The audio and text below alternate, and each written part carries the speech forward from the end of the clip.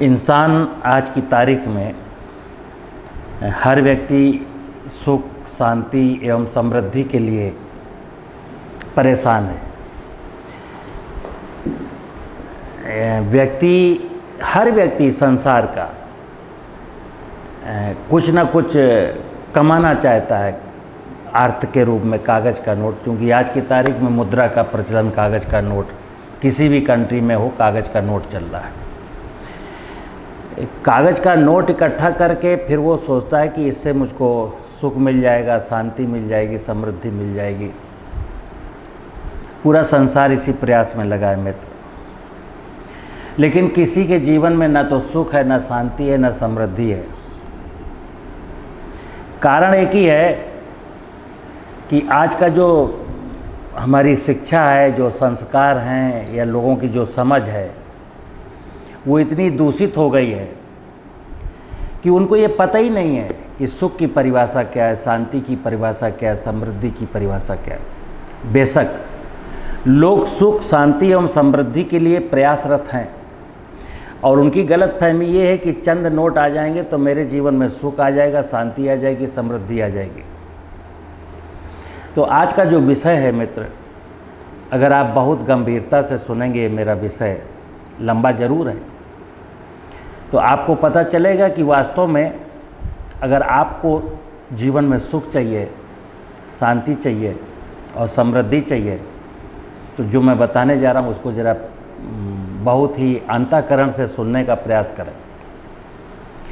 मित्र, हम सारे लोग हिंदुस्तान की जब बात करते हैं तो कोई भी धार्मिक अनुष्ठान जब होता है, बड़े बड़े प्रवचन होते हैं, यज्ञ होता है, पूजा होती है, तो जो यज्ञ कराता है, पूजा कराता है, हवन कराता है, तो प्रारंभ में एक शब्द बोलता है। सामने पब्लिक बैठी होती है और जैसे मैं व्यास गद्दी पर बैठा हूँ, मेरे ये दो साथी हैं, तो एक शब्द कहा जाता है, बोलो सत्य सनातन धर्म की जय। सारे लोग हाथ उठा के कहते हैं सत्य सनातन धर्म की जय। अब मैं आपसे एक विषय पूछता हूँ, चिंतन की बात है। क्या लोगों को पता है सत्य क्या है? या लोगों को पता है सनातन क्या है? या लोगों को पता है धर्म क्या है? तो धर्म एक शब्द बन के रह गया। धर्म एक शब्द है, सनातन एक शब्द है, सत्य एक शब्द है।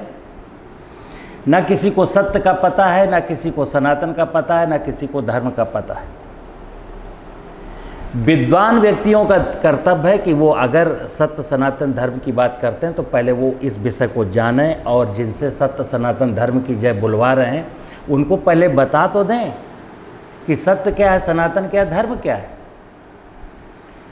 तो मैं आपको बताता हूँ, और ये विषय मेरा छोटा सा सिर्फ इसलिए है कि जो इस विषय को सुन करके और अपने जीवन में चेंज लाना चाहे वो ला सकता है। साथ ही साथ एक चीज़ और भी है कि मनुष्य को कहा गया है कि मनुष्य इस धरती पर परमात्मा की सबसे सुंदर और अंतिम रचना है। अगर मैं सबसे सुंदर हूँ, इंसान ये कबूल भी करता है कि हाँ मैं सबसे सुंदर हूँ, मैं सबसे अंत में आया, तो मुझे अपनी सुंदरता का भी तो पता होना चाहिए। मैं सुंदर क्यों हूँ?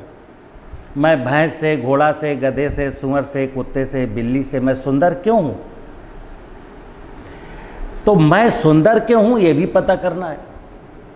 तो चलिए, बात है सत्य को जान लेना, सनातन को जान लेना और धर्म को जान लेना। तीन चीज़ें इंसान अगर जीवन में जान गया ना तो इसी को कहते हैं ज्ञान मार्ग। कहते हैं मनुष्य का कल्याण तब तक नहीं हो सकता जब तक वो ज्ञान कर्म भक्ति को ना जान ले। ये जो ज्ञान कर्म भक्ति ये भी यहीं कहीं छुपी हुई है। तो सत्य क्या है? संसार का सत्य क्या है? संसार का सत्य ये है मित्र, सत्य के बारे में क्लियर कट है कि जो ना घटता है ना बढ़ता है। सच घटे या बढ़े, सच ना रहे और झूठ की कोई इम्तहान ही नहीं। झूठ तो फिर अनंत है, लेकिन सत्य एग्जैक्ट है कि यही सत्य है। तो अब आप देखेंगे कि इस संसार में क्या चीज़ है और आप अपनी आँखों से देख सकें, वो चीज़ बताने जा रहा हूँ जो आपको अपनी आँखों से देख सकते हैं। तो पंच महाभूत का विज्ञान है, जिसके बारे में कहा गया है छित जल पावक गगन समीरा पंच तत्व मिल बना शरीरा, यानी मेरा जो शरीर है वो पंच महाभूत से मिलकर के बना है। और पंच महाभूत का जो क्रम है कि क्या क्या है पंच महाभूत, तो पंच महाभूत में देखिए भूमि, गगन, वायु, अग्नि और नीर। भा गा वा आ का मात्रा ना। जब भगवान की बात करते हैं, अभी अगर इस सत्य को आप नहीं जानेंगे तो दुनिया आपको भगवान के नाम पर जाने कहाँ कहाँ भटका देगी। भगवान का जीवंत स्वरूप हमारे सामने पंच महाभूत के रूप में सामने है। भूमि है, गगन है, वायु है, अग्नि है और नीर है। लेकिन इस पंच महाभूत में जो दो कंपोनेंट हैं, अग्नि और गगन, सूरज और आकाश, मित्र ये मनुष्य की पहुंच से दूर है। आकाश अनंत है और सूरज बहुत दूर है। सूरज आग का गोला है, हमारी वहाँ कोई दखलंदाजी नहीं है। तो पंच महाभूत में से आकाश को और अग्नि को हटा दीजिए, थोड़ी देर के लिए एक तरफ रख दीजिए, क्योंकि उनका मैं कुछ बिगाड़ नहीं सकता हूँ और ना मैं उनका कुछ बना सकता हूँ। वैसे तो इंसान की क्या औकात जो पंच महाभूत को बनाए। भगवान तो स्वयं अपने ऐश्वर्य में सजा हुआ है, लेकिन हाँ, भगवान की जो पंच महाभूत हैं उनमें से भूमि और नीर यानी जल और वायु, ये तीन कंपोनेंट हैं मित्र, जो हमसे डायरेक्ट हैं। और हम अगर थोड़ा सा मतलब अज्ञानी होते हैं ना, थोड़ी सी नासमझ आती है, थोड़ा सा चूक जाते हैं, तो भूमि का अस्तित्व, पानी और वायु, इनका जो स्वरूप है वो बिगड़ जाता है। जैसे हमारी ज़मीन जिस पर मैं खेती करता हूँ, और फिर बता दूँ यहाँ पर एक चीज़ कि भूमि को, जल को, वायु को समझना क्यों जरूरी है। आपको सुख चाहिए, शांति चाहिए और समृद्धि चाहिए, इसलिए समझना सुख, शांति, समृद्धि का भूमि, जल, वायु से क्या रिश्ता है। तो सुख के बारे में कहा गया पहला सुख निरोगी काया। पहला सुख निरोगी काया। सुख का सबसे बड़ा पर्याय ये है कि मैं स्वस्थ हूँ। और स्वस्थ कैसे रह सकता हूँ कि दिन में 21,000 बार, यानी 24 घंटे में 21,000 बार हम श्वास लेते हैं। हमारी नाक से 21,000 बार वायु अंदर जाती है, जिसको हम प्राण वायु कहते हैं, हवा। इस हवा में अगर 21% ऑक्सीजन ना हो या 1%, 1.5% कंटामिनेटेड जहरीली गैसें हों, तो आप स्वस्थ नहीं रह सकते, तो सुख खत्म। ठीक इसी प्रकार हम 10-15 बार पानी पीते, पानी में कंटामिनेशन हैवी मेटल्स के, और अगर ऐसे हैवी मेटल्स जो मेरी लाइफ स्टाइल में हैं, आज आधुनिक जीवन में हम कितना डिटर्जेंट, कितना हार्पिक, कितना तेजाब साफ सफाई के नाम पर वाटर बॉडीज में छोड़ते हैं, जो सीपेज होकर भूगर्भ जल में जाता है, जलाशय में जाता है, तो पेस्टिसाइड के माध्यम से खेतों में। तो ये हैवी मेटल्स पानी के साथ हैं, जो पीने के लिए मैं मजबूर हूँ। और अगर किसी ने आरओ लगाया है तो हैवी मेटल्स के साथ साथ उसने पानी में पाए जाने वाले नेचुरल जो मिनरल्स थे वो भी वाश आउट कर दिए। तो हैवी मेटल्स पी कर के हम अस्वस्थ रह सकते हैं, और हैवी मेटल्स को जब हटाते हैं तो मिनरल्स फिल्टर हो जाते हैं, तब भी मेरा स्वास्थ्य दांव पर लगता है। सुख गया। तीसरी चीज आती भोजन। आज आधुनिक कृषि तकनीकी के नाम पर जो देश में खेती हो रही है, अनाज की, फल की, सब्जी की, किसी भी चीज़ की, मेडिसिनल क्रॉप की, लोग आयुर्वेद को लाइक करते हैं कि आयुर्वेद की ये दवा, लेकिन आयुर्वेदिक जो औषधियाँ हैं ना, वहाँ भी किसान भाई, चूँकि गिव एंड टेक अर्थशास्त्र का नियम है, अगर अश्वगंधा ज़्यादा पैदा होगा तो ज़्यादा दाम मिलेगा, तो अश्वगंधा की ज़्यादा पैदावार के लिए वहाँ भी मैं केमिकल डाल चुका, तो फिर वो आयुर्वेद तो नहीं रहा। तो भोजन के माध्यम से भी मैं, आप समझिएगा कि हमारे देश में लगभग ऑन रिकॉर्ड 2,36,000 करोड़ का और आप रिकॉर्ड करीब 4 लाख करोड़ रुपए मूल्य का पेस्टिसाइड मैं खेती में यूज करता हूँ। ये सारा इस देश के 140 करोड़ लोग खाने के लिए मजबूर हैं। तो सुख तो गया। अब मैं जो ये विषय जो मैं बता रहा हूँ, ये विषय है किसान के साथ साथ उन लोगों का जिनका खेती से कोई वास्ता नहीं है। जैसे बहुत सारे लोग बिजनेस करते हैं, नौकरी करते हैं, तो वो सोचते हैं कि मुझे खेती किसानी से क्या लेना देना। मित्र, खेती किसानी से हर व्यक्ति को लेना देना है। और अगर 30% 40% लोग जो शहर में आकर के बस गए, जो कहते हैं मुझे खेती से क्या लेना देना है, तो कोई लेना देना नहीं है। तो ना लेना देना हो तो जहर खा के आपको मरना तो है, आपके जीवन में सुख शांति का कोई कालम बचेगा नहीं। इसलिए हमारे जीवन की सांसें प्रकृति की व्यवस्था पर आश्रित है। इसलिए ये सब का विषय, ये केवल किसान का विषय नहीं है। क्योंकि कई बार जब मैं किसानों से बात करता हूँ कि आपको तालाब खोदना चाहिए, आपको पेड़ लगाना चाहिए, आपको ये करना चाहिए, आपको वो करना चाहिए, तो किसान मुझसे कह देता है, क्यों बाबूजी, सारा ठेका किसान ने ले रखा है क्या? मतलब सारे लोग एसी में सोएं और किसान धूप में तचे। उनकी बात जायज़ है। तो जो लोग शहर में रहते हैं वो भी पानी पीते हैं, वो भी ऑक्सीजन लेते हैं, वो भी खाना खाते हैं जो किसान उगाता है।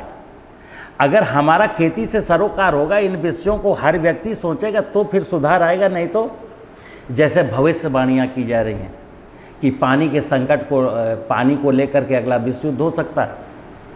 और मैं कहता हूँ विश्व युद्ध की ज़रूरत नहीं पड़ेगी, आदमी तो जहर खा के ही मरने वाला है। किसी को मारने की ज़रूरत नहीं पड़ेगी, आदमी खुद मरने वाला है। विषय था मित्र, सत्य क्या है, सनातन क्या है, धर्म क्या है। सत्य, सनातन, धर्म, अगर 3 चीज़ें मैं समझ जाऊंगा तो मेरे जीवन का कल्याण हो जाएगा। अब मैं बताता हूँ सत्य क्या है।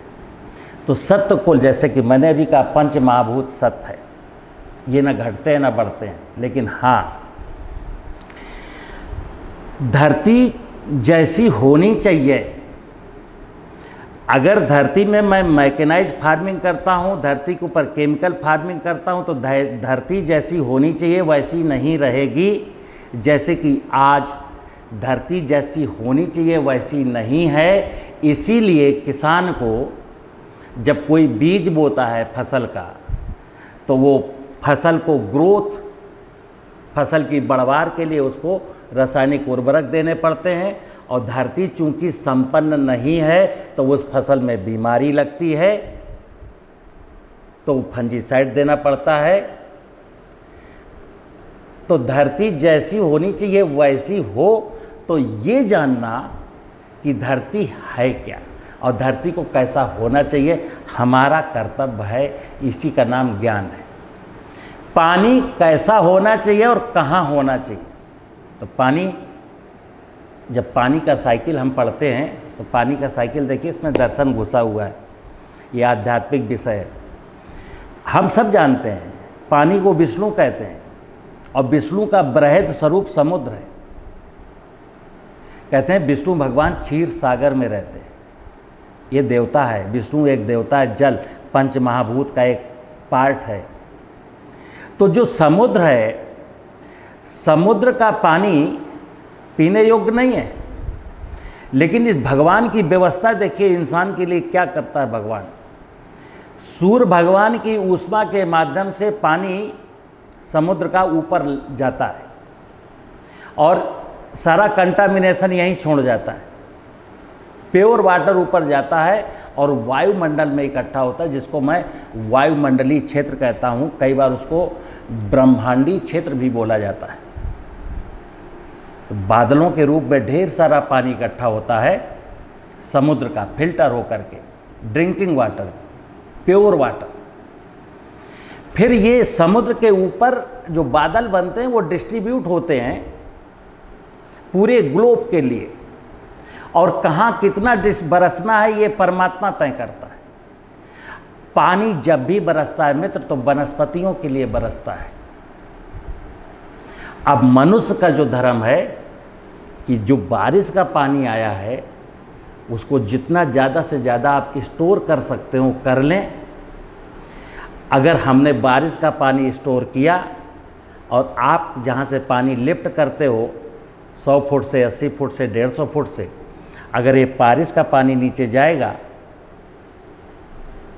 तो जानते हो क्या होगा। अगर 3600 TDS का पानी है और मैं वहाँ पर ये प्योर वाटर डाल दूँगा तो पहली साल ही उसका TDS घट के 1500 हो जाएगा। अगर मैं 2-3 साल ऐसा प्रयास करता हूँ तो ये जो हैवी मेटल्स की कहानी है मेरे जीवन से ख़त्म हो जाएगी, लेकिन मैं इस पर विचार नहीं करता। वायु जो 21,000 बार हमको चाहिए, वायु का सीधा सीधा मतलब है पेड़ों से मिलती है हमको, ऑक्सीजन पेड़ों से मिलती है। जंगल जितना ज़्यादा अच्छा होगा प्राणवायु उतनी शुद्ध होगी। देश में 27% जंगल था 1950 में, आज 7.5% बचा है। देश के कुछ इलाकों में जंगल 1% भी नहीं है, जैसे राजस्थान।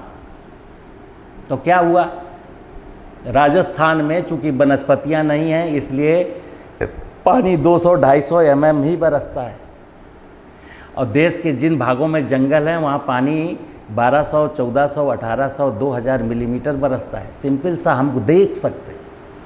तो ये तो मित्र है सत्य हमारे जीवन का कि धरती, पानी, हवा, आकाश और अग्नि यही संसार में केवल सत्य है और कुछ भी सत्य नहीं। इसके बाद आता है सनातन। सनातन में क्या है कि ये धरती, पानी, हवा, आकाश, अग्नि ने ही सारी रचनाएं रची हैं, चाहे वनस्पति जगत हो या जीव जगत हो। तो वनस्पतियां, इस धरती पर जितने प्रकार की वनस्पतियां हैं और जितने प्रकार के जीव हैं, यानी धरती पर हमने अभी बोला कि मनुष्य सबसे बाद में आया, तो सनातन का मतलब है धरती, पानी, हवा, आकाश, अग्नि ने जब वनस्पतियों का, जीवों का निर्माण शुरू किया, वहाँ से लेकर मनुष्य की उत्पत्ति के पूर्व तक का जो कुछ भी है यहाँ पर सनातन है। सत्य के बाद वो सारा का सारा सनातन है। यानी कि जितने प्रकार के जीव और वनस्पतियाँ हैं वो मेरे लिए सनातन हैं, और उस सनातन को जिंदा रखना, उस सनातन को बरकरार रखना, ये मेरा धर्म है। क्योंकि देखना, आपकी ज़रूरत के लिए आपको रोटी भी चाहिए, आपको दाल भी चाहिए, आपको सब्जी भी चाहिए, आपको फल भी चाहिए, आपको औषधियाँ भी चाहिए। कुछ लोगों को दूध भी खाना है, कुछ लोगों को अंडा भी खाना है, कुछ लोगों को मांस भी खाना है। कहाँ से आएगा? ये सनातनी व्यवस्था ही तो आपको ये चीज़ें प्रोवाइड करा रही है। तो ये जो सनातन है इसको मैं बायोडाइवर्सिटी बोलता हूँ साइंस की भाषा में, और जो सत्य है उसको प्राकृतिक संसाधन बोलता हूँ। जमीन और जल को प्राकृतिक संसाधन बोलता हूँ, और जीवों को, वनस्पतियों को बायोडाइवर्सिटी बोलता हूँ। तो मनुष्य का जो धर्म है वो धर्म ये है कि प्राकृतिक संसाधनों का संरक्षण करे और बायोडाइवर्सिटी का संवर्धन करे। इतनी सी चीज़ें हैं मेरी आँखों के सामने। ढेर सारी वनस्पतियाँ, ढेर सारे जलचर, ढेर सारे थलचर, ढेर सारे नभचर, फिर धरती और नदियाँ और झरने और जलाशय और कुआं। मित्र, इतनी सी संसार में, इतनी सी दुनिया में जहाँ ये पंच महाभूत हैं और वनस्पतियाँ हैं और जीव हैं, इसके इतर जितनी भी बातें हैं वो सारी की सारी असत्य हैं। अगर हमको धरती में, पानी में, जल में, हवा में, आकाश में, अग्नि में परमात्मा, भगवान और वनस्पतियों में, जीवों में देवियां नहीं दिख पा रही हैं, यहाँ अगर इतनी सी दुनिया में मुझको देवी, देवता, भगवान, परमात्मा नहीं दिख रहा है,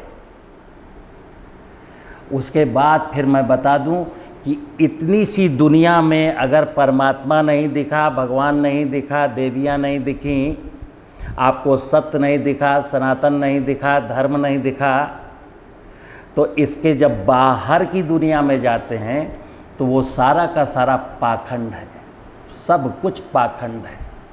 क्यों? आप ऐसे समझना कि दुनिया किसी को देवता मानती है, किसी को भगवान मानती है, और उसके काल्पनिक चित्र बना करके कैलेंडर छापती है, मूर्तियाँ बनाती है, और अगरबत्तियाँ जलाती है, अनुष्ठान करती है, जल चढ़ाती है, दूध चढ़ाती है।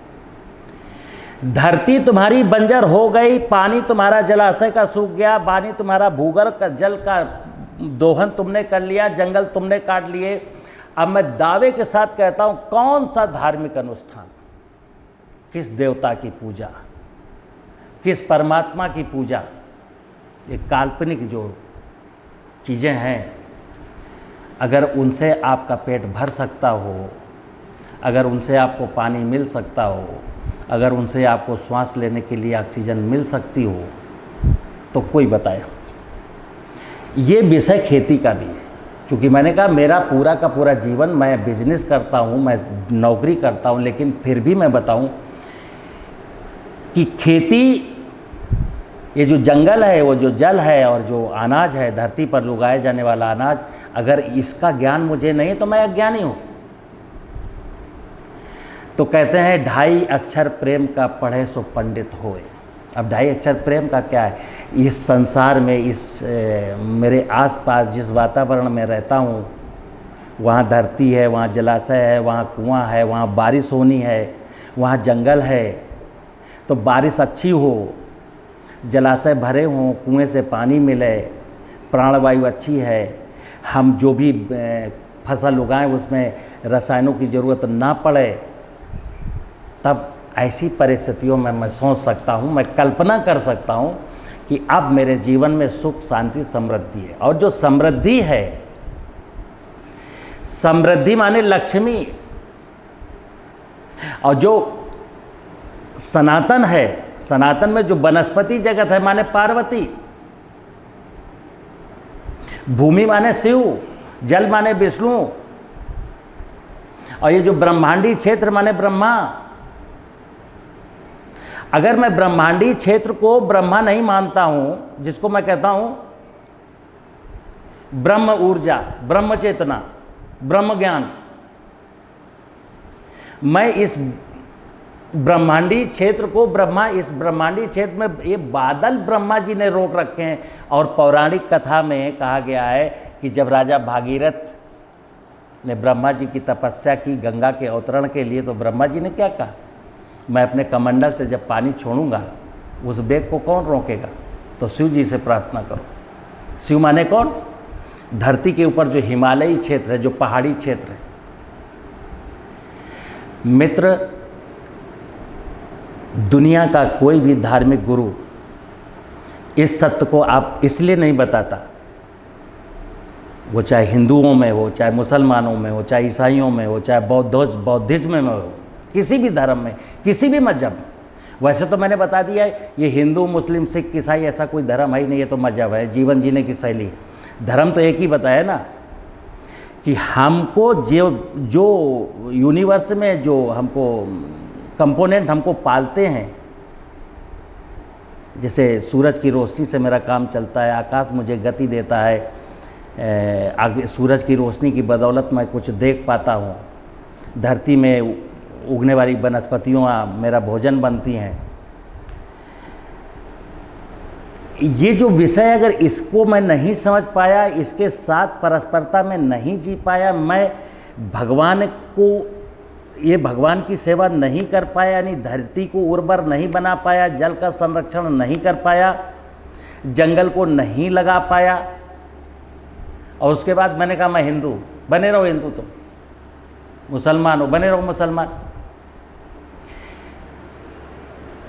सबका एक ही धर्म है, मानव जाति का एक ही धर्म है कि उसको जिसने बनाया है, जो उसको पालता है, उसकी पूजा करें। पूजा का मतलब अगरबत्ती जलाना नहीं होता, पूजा का मतलब वो यथार्थ पूजा, वो जैसा है वैसा बना रहने दो। यहीं कहीं परमात्मा के बारे में कहा, ईश्वर, परमात्मा, अल्लाह, गॉड, ये क्या है? कण कण में परमात्मा विद्यमान है, क्योंकि उसके बिना तो पत्ता हिलता नहीं है। ये सारा का सारा जो संचालन है इस संसार का, मैं भी आज बोल रहा हूँ तो परमात्मा जब तक मेरे शरीर के अंदर है तभी तक बोलने की हैसियत है। परमात्मा यहाँ से जैसे ही निकलेगा मेरी औकात नहीं है, मैं यहीं गिर जाऊँगा। तो कण कण में विद्यमान है। तो ये जो पंच महाभूत हैं और जो वनस्पतियां हैं, जो जीव हैं, इनको ठीक नज़र से देखना और इनके साथ जो मुझे करना है, क्योंकि ये सब कुछ मेरे लिए करते हैं। बारिश मेरे लिए होती है, ऑक्सीजन पौधे मेरे लिए पैदा करते हैं, पृथ्वी अनाज मेरे लिए उगाती है। तो मैं पृथ्वी के लिए क्या करता हूँ, मैं वनस्पतियों के लिए क्या करता हूँ, मैं वर्षा के लिए करता हूँ, मैं जल के लिए क्या करता हूँ, ये मेरे कर्तव्य, यही मेरा धर्म है। जैसे वनस्पतियों का भी धर्म है कि आपको भोजन देना, आपको ऑक्सीजन देना, बारिश को लाना, हर जीव का कोई ना कोई धर्म है। वैसे ही मनुष्य का धर्म है, और मनुष्य का धर्म का मतलब उसकी ड्यूटीज जो है वही उसका धर्म है।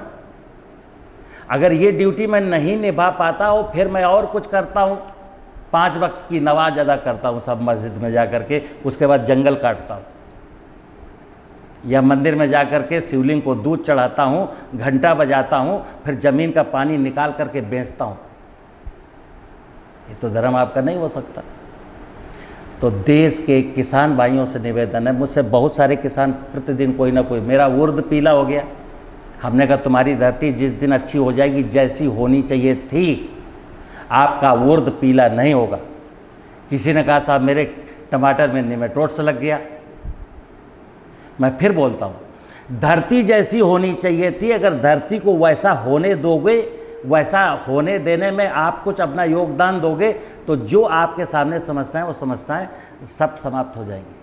और अगर धरती जैसी थी वैसी नहीं है, तो ये समस्याएं मेरा जीवन भर पीछा करेंगी, और कितना भी भग लो एक भी समस्या से बच नहीं सकते।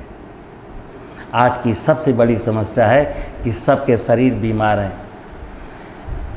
80% लोग शारीरिक रूप से अस्वस्थ हैं और 20% लोग मानसिक रूप से अस्वस्थ हैं। किसी आदमी को आप ले आओ ना मेरे सामने, रेयर मिलेंगे जो कहेगा I am fine, I am happy. हर व्यक्ति रोता हुआ नजर आता।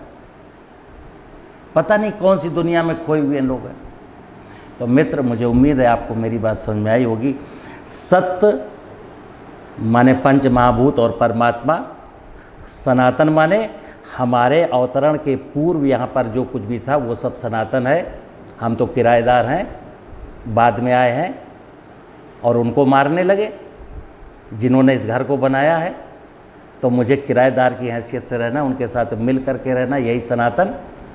और धर्म क्या है कि जब सब लोग, सारी इकाइयाँ इस संसार की, भूमंडल की मेरे लिए समर्पित हैं, तो मेरा भी उनके प्रति कोई ना कोई समर्पण होना चाहिए। अगर इतना मैं कर पाने में समर्थ होता हूँ तो मेरे जीवन में सुख, शांति और समृद्धि, सुख, शांति, समृद्धि खोजनी नहीं है। हमें तो सत्य सनातन धर्म को जानना है, उसके प्रति अपने कर्तव्य निभा लेने हैं। सुख, शांति, समृद्धि बाजार में नहीं मिलती, अपने आप आ जाएगी चल के आपके पास। मुझे उम्मीद है आपको मेरी बात समझ में आई होगी। नमस्कार।